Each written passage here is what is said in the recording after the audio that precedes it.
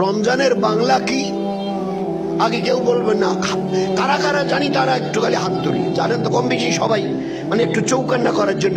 ভাই রমজানের বাংলা অর্থটা কি আগে বলবেন না? কারা কারা জানি একটু হাত তুলে দেখান তো।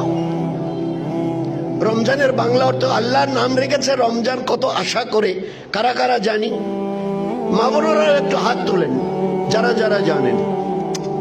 হায়, রমজানের বাংলা অর্থ হচ্ছে ছাই করে দেওয়া, ছাই হয়ে যাওয়া।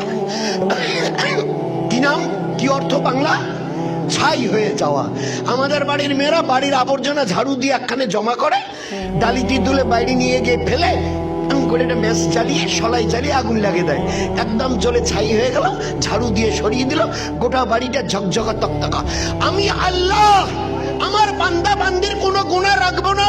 এই একটা মাসে তারা যদি কিছু করে দেখায়, রমজানের রোজা, তারা ঈশার পরে তারাবি, কোরআনে পাকের তেলাওয়াত আর কোরআনে পাকের আমালের দাওয়াত, এতটুকু এরা যদি করে না, তো এদের 11 মাসের গুনাহ আর এটা তো আছেই, পিছনের তাদের 12 মাসের কোনো গুনাহ বাকি রাখবো না। সমস্ত গুনাহকে জ্বালিয়ে ছাই করে দিয়ে এদের জীবনকে পাকসাপ করে দেব।